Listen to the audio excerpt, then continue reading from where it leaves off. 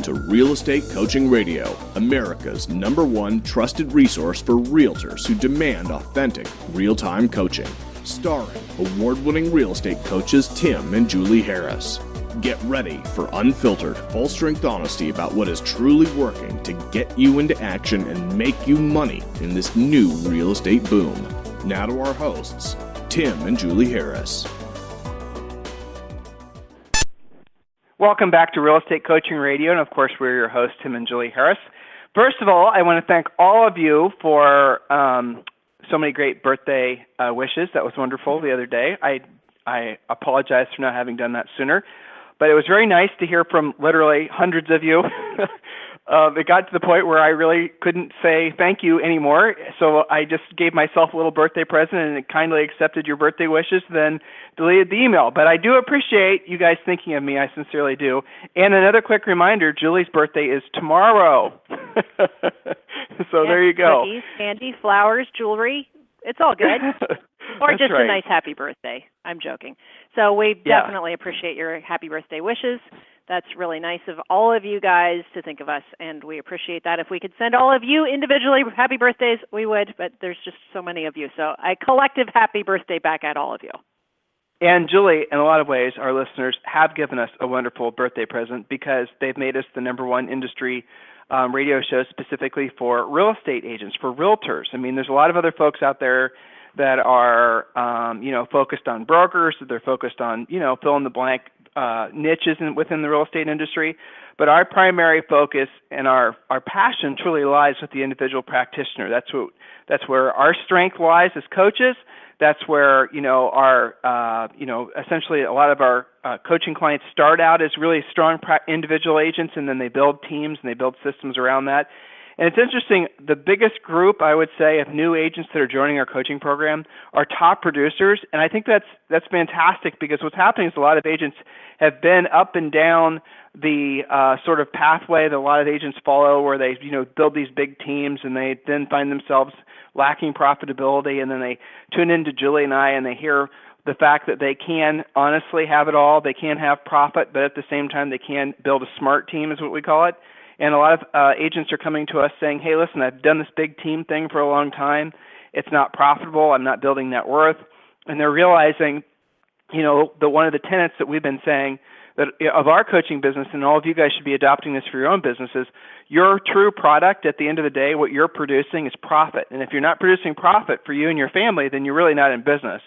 And that's a really hard thing to accept because, there's so much psychology that's associated with being an individual practitioner and then forming a team and then really what your point of being in business is. And a lot of people sacrifice along the way profit, which means they also sacrifice the ability to build net worth because, frankly, they're getting a lot of bad information. They think, well, the profit will come after I have a big team, or the profit will come after I have a big closing, or, those types of things. Where the reality of it is that if you don't build profit into your business plan as the first line item, you're not going to have any. And just, and it's interesting also, Jules, the other thing I see is a lot of these guys who have these big teams who are selling hundreds and hundreds of houses during the boom, got knocked back on their heels as a result of the recession, are building their way back up, and now they're being super smart about where they spend their money and the business plan that they build. I know you have coaching clients like that too, right?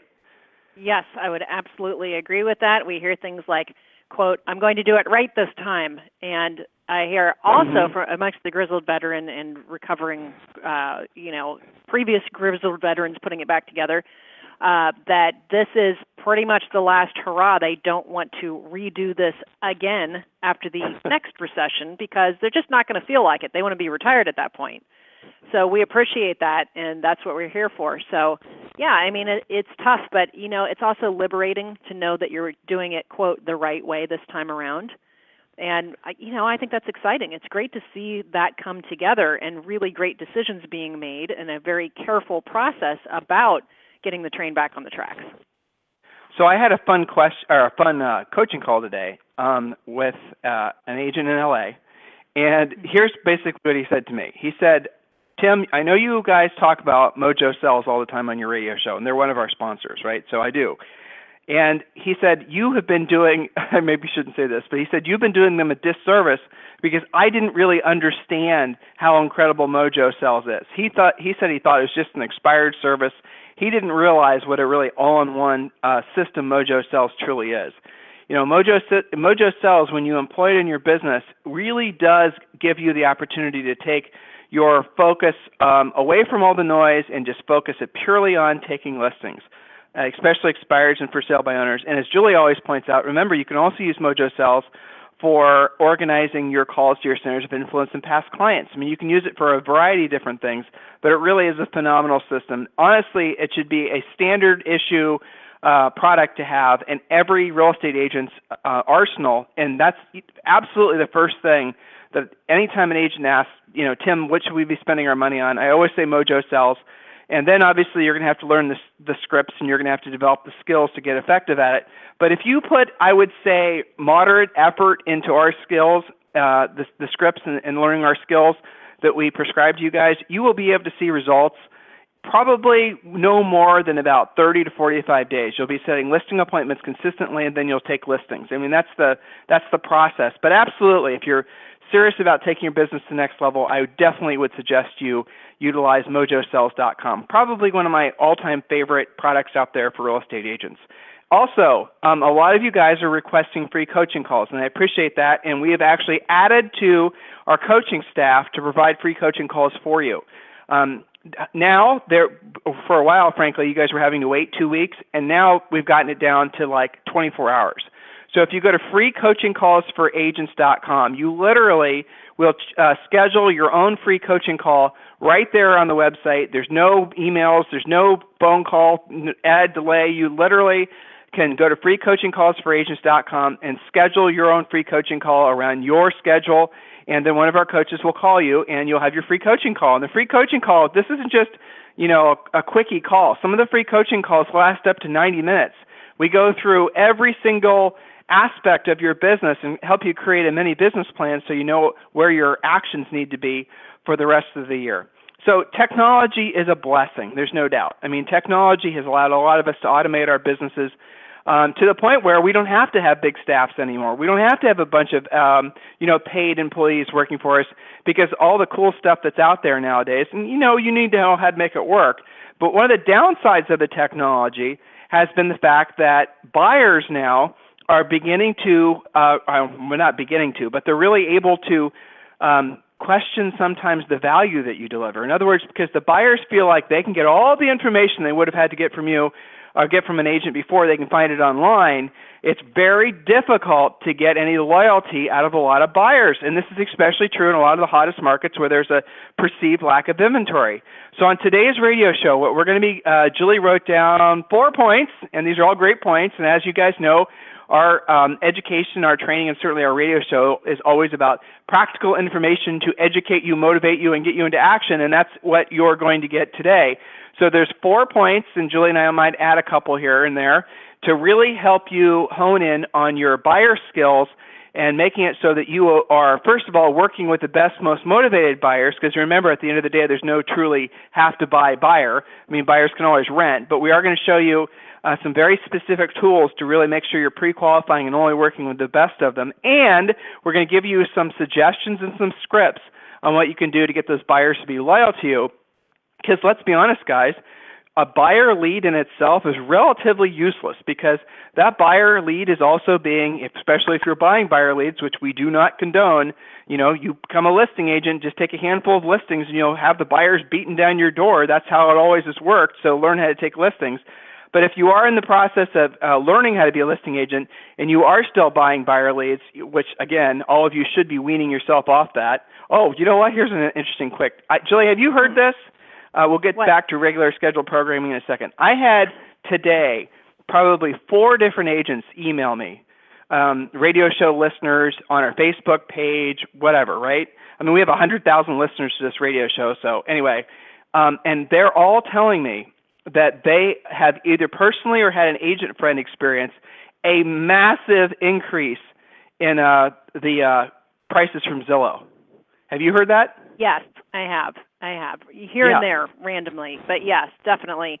And also a lot of upselling and side selling and this and that, and you have to have this and all this kind of stuff. So, yeah, that's definitely going on. And, the only answer to that, first, is be a listing agent and generate your own buyers. That's the real answer. And that's the answer. That is the answer. I always joke with my agents, it doesn't matter what your question is in real estate, whether that's about cash flow versus cash spurts, how to manage things, how to, iron out those ups and downs and hiccups and this and that. It doesn't matter what your question is. The answer is always the same. More listings, period. Right, exactly. That's well, simple. so I'll give you, for example, there's great clients, and I know they listen to the show in Florida. They were one of my first calls this morning, and they were paying real numbers, Julie.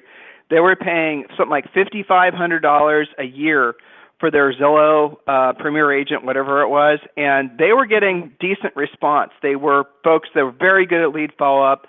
They were in a market where it was a niche market, it was a beach area market, so they were able to actually do a decent job, and so that was they could rationalize the expense. It made sense for them. Well, so here's what happened.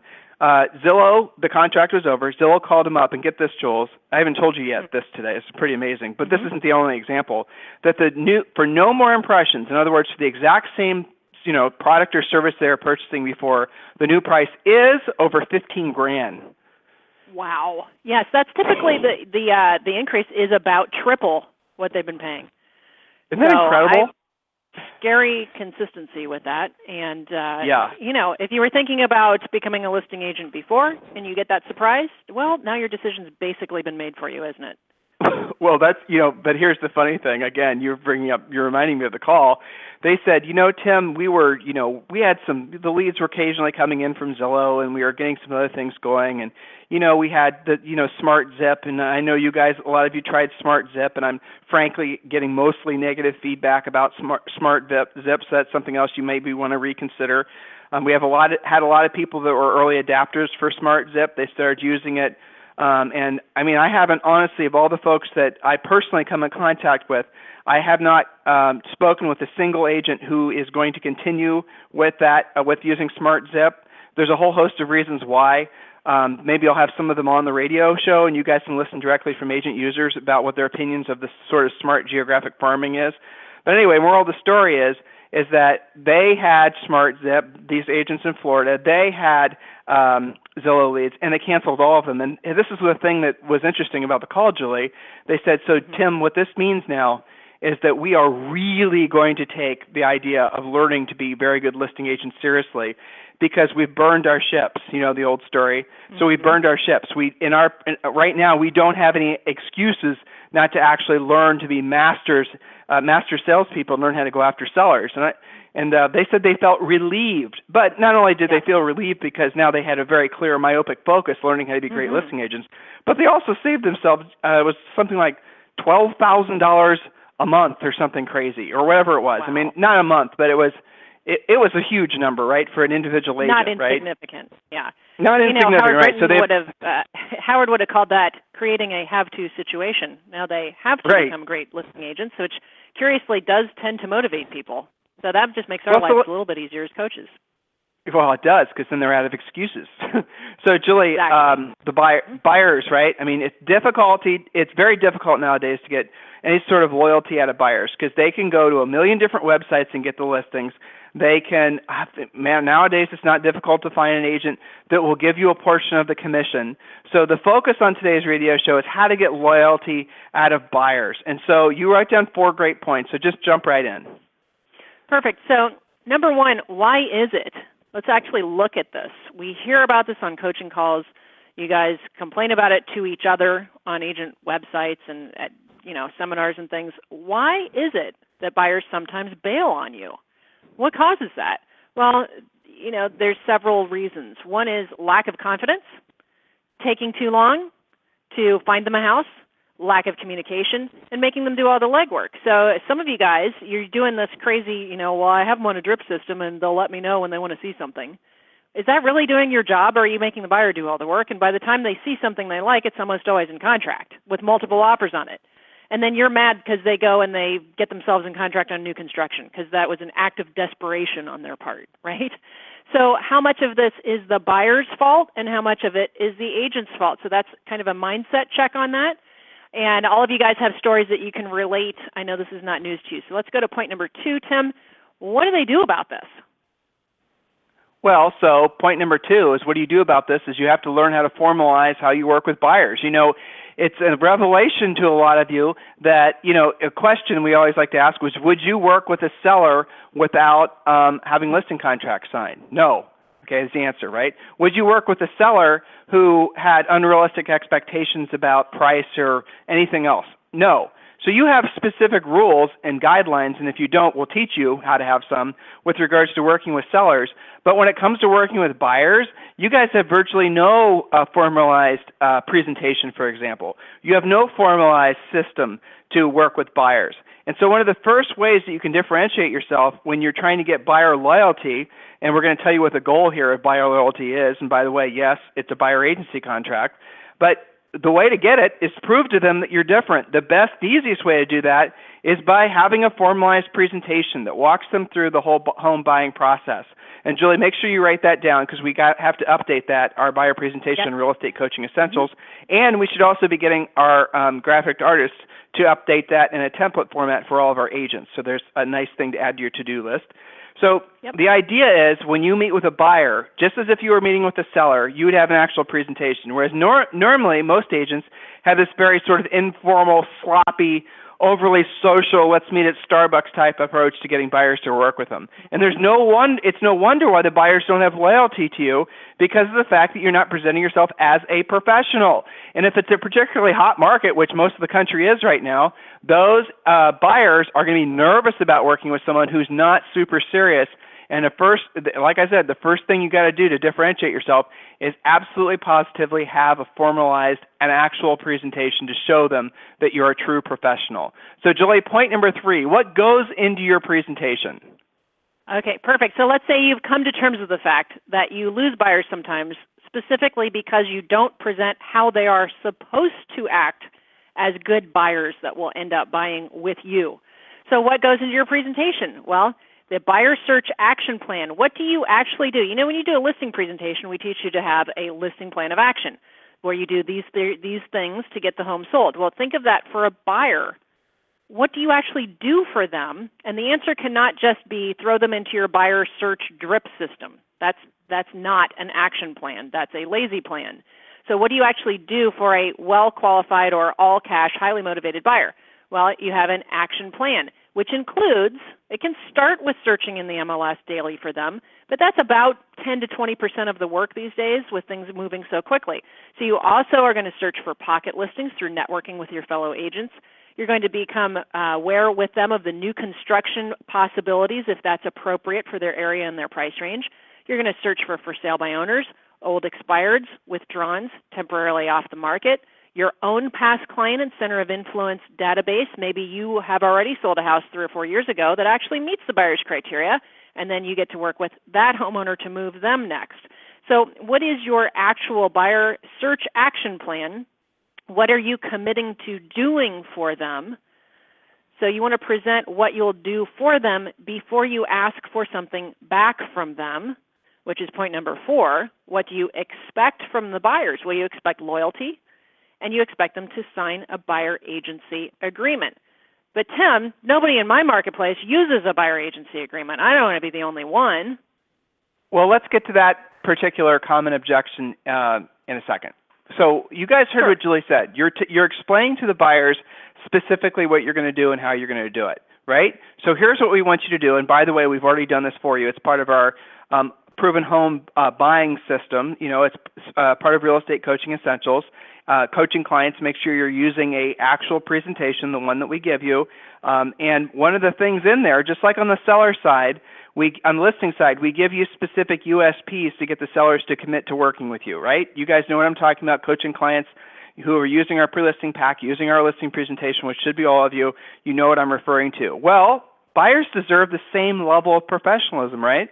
So one of the USPs that you present to your prospective buyers is a home buying guarantee, and the essence of it is all the things that Julie just rattled off, and you're putting in writing what you're going to be doing on an ongoing basis for that buyer to show them that indeed you are a professional, to show them that you're not just doing what all the other agents are doing, which is just searching in the MLS, which, by the way, the buyer can do themselves, and they already are, and they don't need you to do that.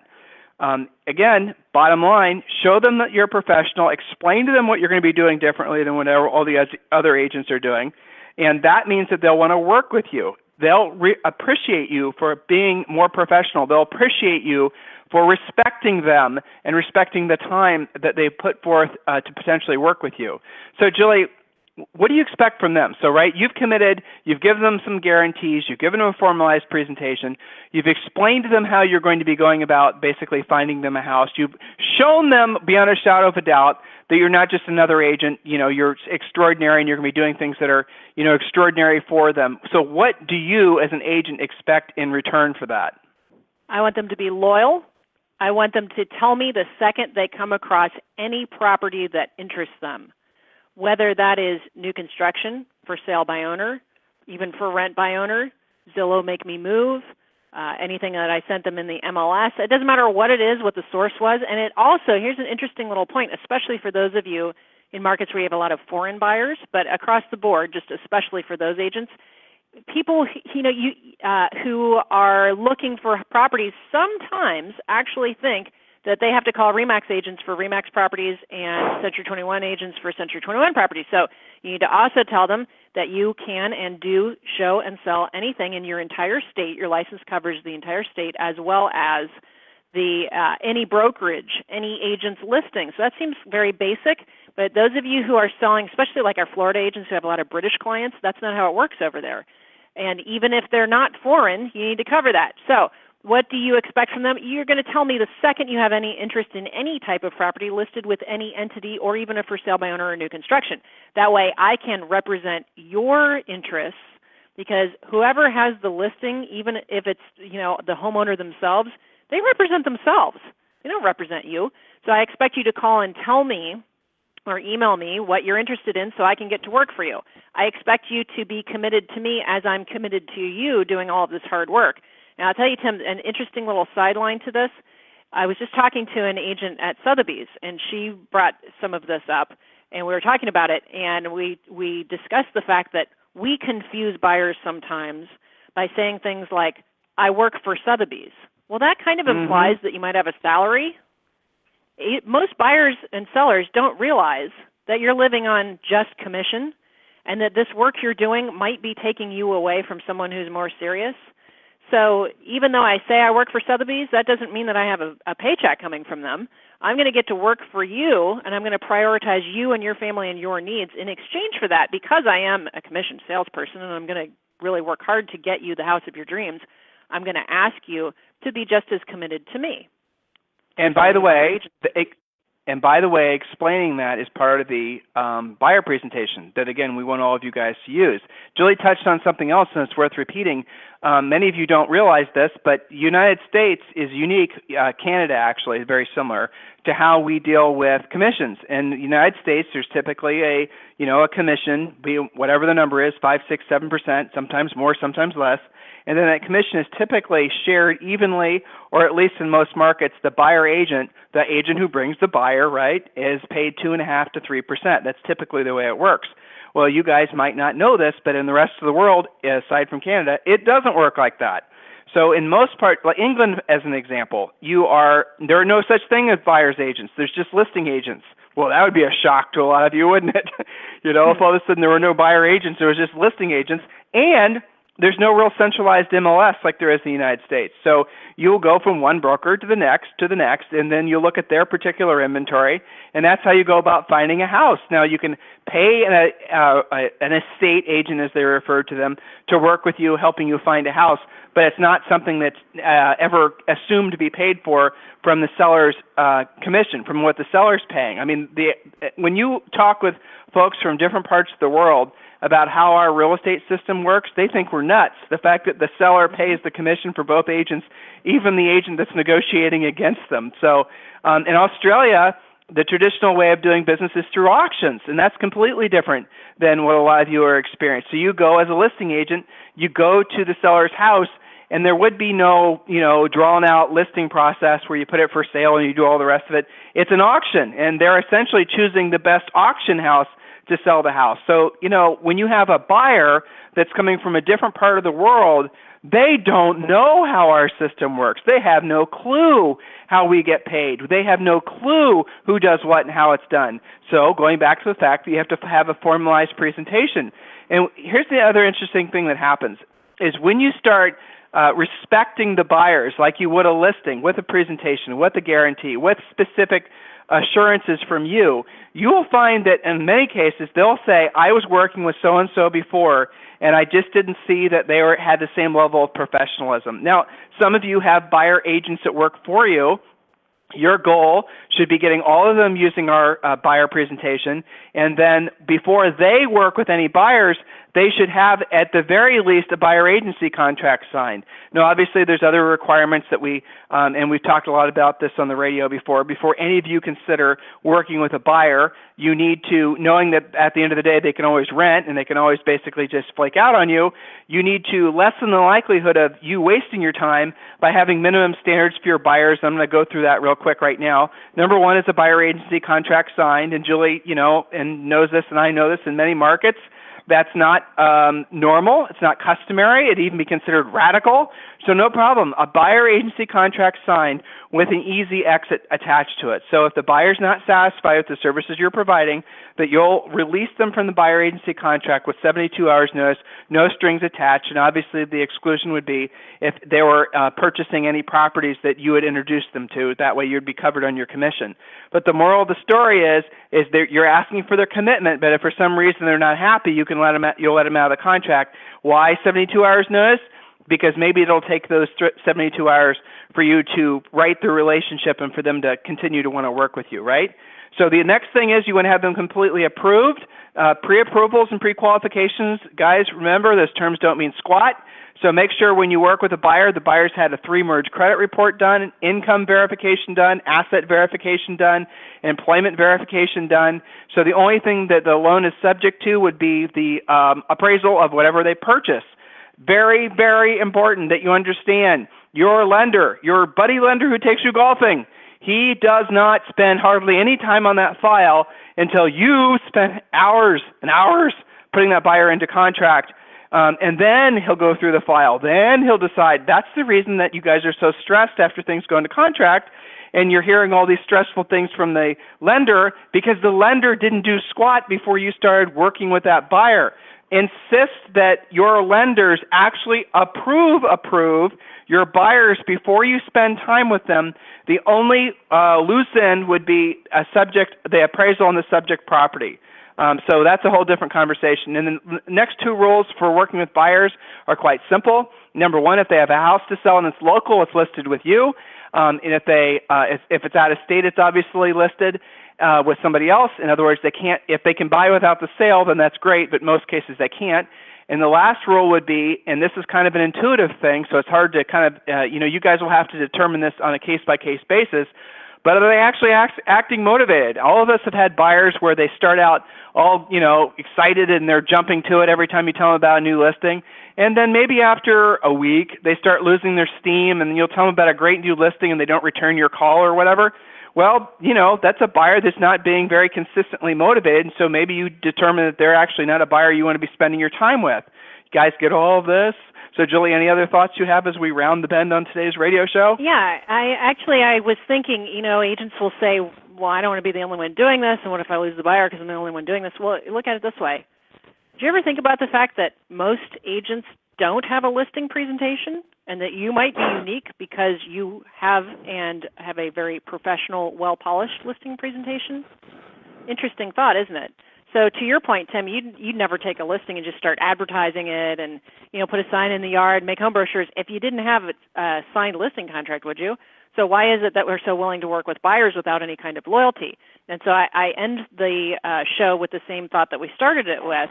Let's stop blaming the buyers for this and get in front of it and take responsibility and accountability as agents to sit them down with the respect that they deserve if we expect them to respect us and our time and our efforts, and show them how it's supposed to go. What is the buyer process? What do you expect? What can they expect from you? And then you'll find, miraculously, the entire transaction will go so much more smoothly, and you'll be working with people who actually appreciate what you do. And I'll tell you, if they're not willing to sign a buyer agency contract and there's no money coming out of their pocket, and you've presented to them what you're going to be doing on their behalf, would you really want to work with them anyway? That's not a buyer. It's not a buyer. That's a looker. They just want to look at houses. They don't actually want to buy.